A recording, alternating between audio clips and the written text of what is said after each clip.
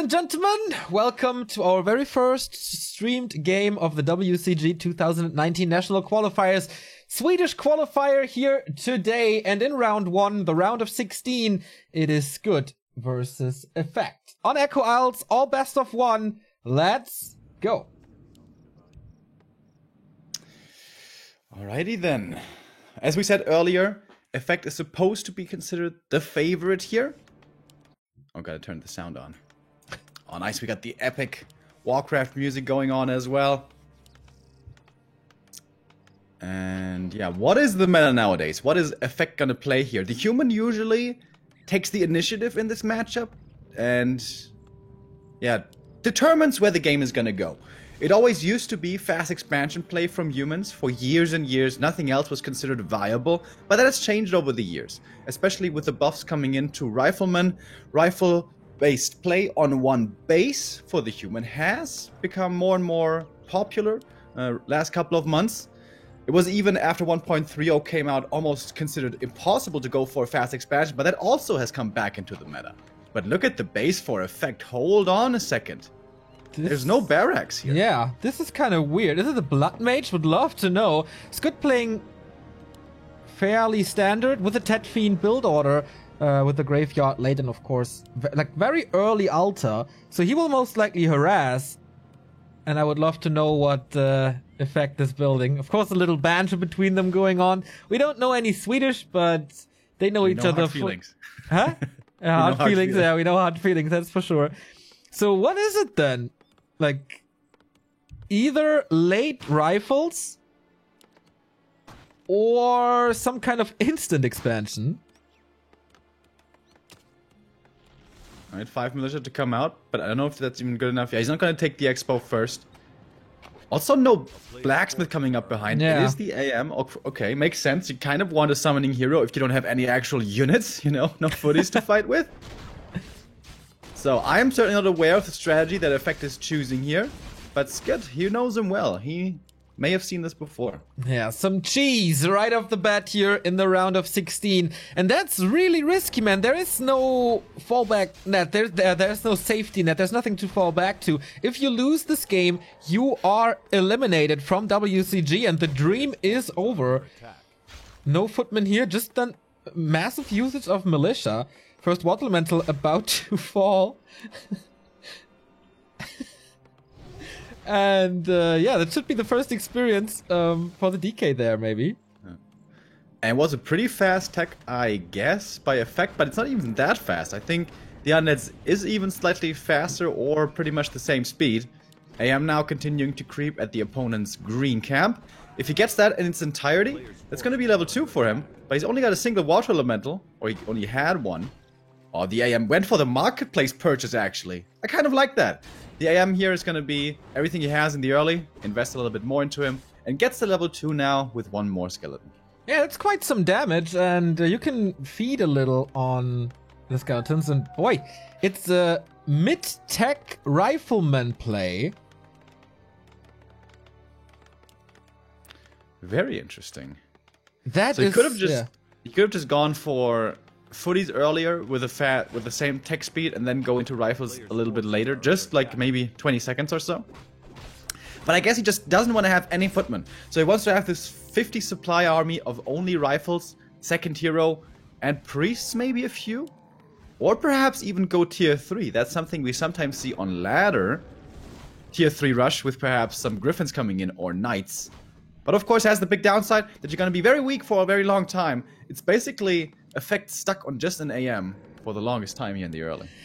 Our observer points out the beautiful base build here of Scud, where everything is pretty much protected. Archmage gets another good item for damage and steals it away from Scud's side. Gloves of Haste, so DPS is rising for the old man on the horse. And I think he's gonna play like rifles into Expo with this and then tech to tier 3. That could also be doable. There's plenty of strategies to choose from here. Yeah. The thing to keep in mind is that the human teched really fast, and the undead player usually isn't really hitting his power spike until tier 3. So upon reaching tier 2 with a second hero, an expansion should be able to come up without too much contention, usually, especially on Echo Isles, where the expansions are far away from the opponent's main base, as we see the tier 2 tech finishing. It's kind of weird how the Undead Halls of the Dead upper part becomes sometimes translucent as it finishes on tier 2. Did you ever notice this before? Players' forces are under attack. What did I notice? Excuse me, I was a little distracted. Nothing really. Doesn't Okay, matter. sorry about that. Scud, in the meantime, creeping with the skull, the marketplace, one of the unique spots that we have on this map. Man, this observer is really in love with the undead base, understandably so. So Sanctum now, and no sign of an Expo really, right? Should be a Mountain King second, or maybe a Blood Mage. We've seen this from Thorazane before. Wouldn't surprise me too much, but no, it's MK. Whoa, Naga? Whoa. Huh, that is Okay. very unusual. Designed for tier 2 early pressure. Is he expecting an expansion here to be coming up? But I mean, if he is, then he's not attacking the right place. It's good now going towards the main base, looking for some damage there. Perhaps he can kill the tower, but I think it's walled off, so doubtful that he can do too much. Tier 3 tech not yet started, as we take a look into the undead base again. Slaughterhouse finishes. Now we can go for statues as well. And Scud is not getting much done with this Naga at all just yet. Oh, but now the MK coming in. Can he get off the surround? He's basically walking right into it. Whoa. Oh, but Scud with the skeletons. He's trying to block. In the meantime, the AM finished the next free camp. Yeah. It's level 3. That could have been an easy surround for Scud, right? And a Mountain King kill right away, but there is a coil. Not sure if the Mountain King survives this, as it's apparently not too important for the observer. But yeah, Mountain King does survive. But he can just go into the base. There's only one arcane tower. Doesn't do damage too much except the skeletons. And good echo damage done here by Scud. If he dives in though, Call to Arms is gonna be dangerous. TPing in Archmage, suddenly Fiends surrounded, Fiends could die, the Naga could die. He's just satisfied just standing here for now. Priests have done their job, MK's healthy again, and now comes in the TP. Scud needs to move to get these Fiends to safety. As the MK has plenty of Storm Bolts, the DK is low mana. But now actually, Scud is diving in deeper. It's gonna have to be a TP, uses it here. One Fiend will have to be sacrificed. But he got a lot of kills for that, I suppose. Yeah, I think so too. There can be no expansion now for effect if that was his plan. Even the tech, if he wants to go for it, is delayed because he has to go for more workers. Tier 3 for the Undead is on the way, 1/3 done. And Destroyer upgrade then, of course, plus Lich. I think Scud is in a very good position here. With, the Naga is of course a little downside. Can't coil her, doesn't scale too well into the late game. Mountain King does, but the Mountain King is still level 1, and now finding the time to creep against the Naga, I'm not too sure if that's gonna work. Yeah, the Naga, the smaller the battles, usually the stronger she is, because her biggest upside is the cold arrow usually. Being able to slow down and focus on a target very effectively, especially with the rest of the human undead army. Excuse me. But the bigger the armies get in general, 60 supply upward, she starts falling off.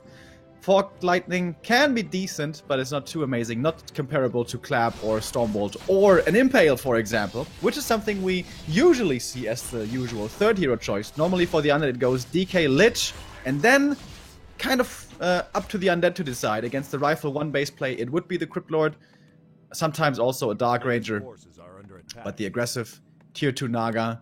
Yeah, was an interesting choice here, and yeah, I guess you're right. It did work out pretty well for him. He got quite a bit of damage done. As Scud's tier 3 is finishing and is going for more Fiend upgrades. Normally, when we see Rifle play, the Undead tries to counter with a lot of A-bombs, but Scud is not trying to go for that here. I guess that doesn't really make sense with a Naga, whereas the focus fire from the Fiends does. True, would love to see a Crypt Lord, but I guess the third hero choice must be the Lich with the AoE. But he has Forked Lightning for the AoE as well. Yeah, And- he needs an orb carrier, absolutely. Yeah, absolutely. And the Crypt Lord could do it theoretically, but that's not very good. The orb, one of the strongest weapons for the Undead, perhaps the strongest, has been nerfed in the previous patch a little, and is still considered very strong, for example, by Cash, who told me at the MTW Legendary tournament that he would remove the orb if he could have reign over Warcraft Well, 3. I guess every non-undead would remove the orb, right? But I guess that goes for Undead and the Orb of Lightning as well, so... What would I remove? Mana Burn, probably. You really hate that spell. Dude, I hate Mana Burn For so much. years and years. It's not a fun mechanic. You want to use your spells and you take that away from the game. I may have said that once or twice before, possibly. Base attack coming in again. Effect was not too greedy to rebuy the TP. He comes in to protect his home. In the meantime, by the way, the Expo has come up for him in the south. That has not been yet scouted, I'm pretty certain. But here's the Lich now, with 5 Fiends, with the 3 heroes and the statues. This is a pretty strong power spike right here for Scud. Yeah, that is a pretty strong push indeed. Has the region, has the orb, has the necessary levels, if I'm not mistaken. And there are quite a few rifles, but also only 2 priests for healing. Not so sure if that's enough for effect. He's at 55 supply, so it's a little ahead, but he also has to use way more supply for the economy in the south. Yeah, it's gonna be very interesting, or rather difficult, I should say, for the MK to come in. He should certainly have an invul, otherwise the focus fire is gonna be extremely dangerous. MK is the only tank that's really available here. Now some militia are coming out.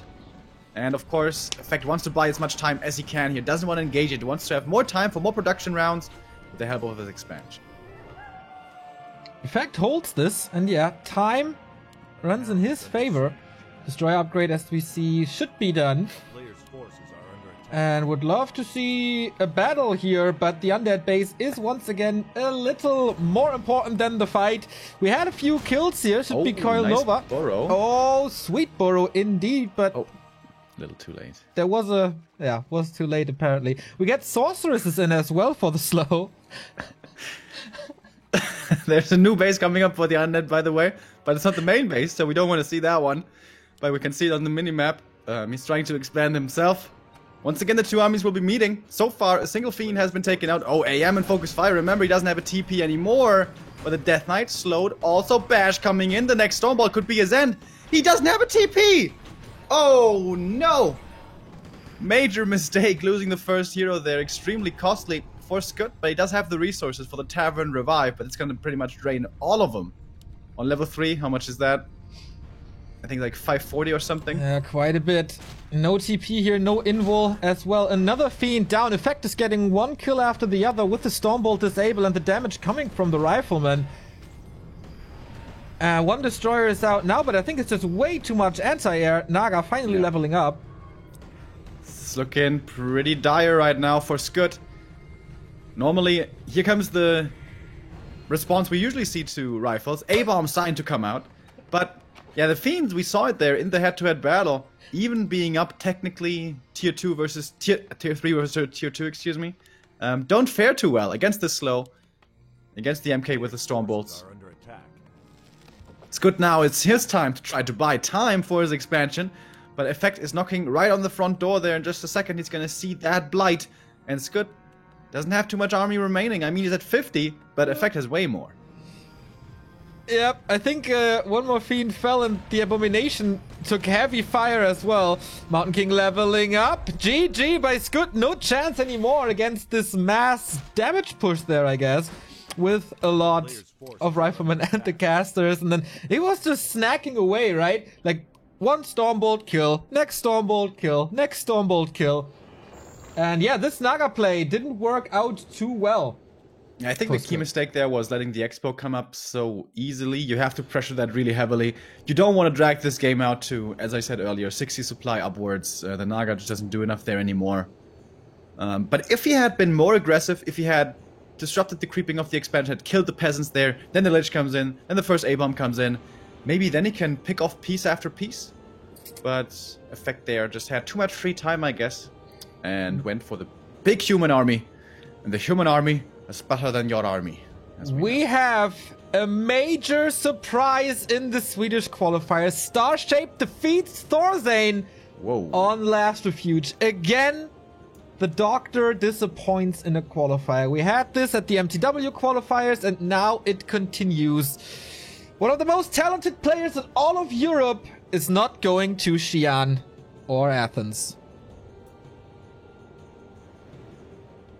That truly is very surprising.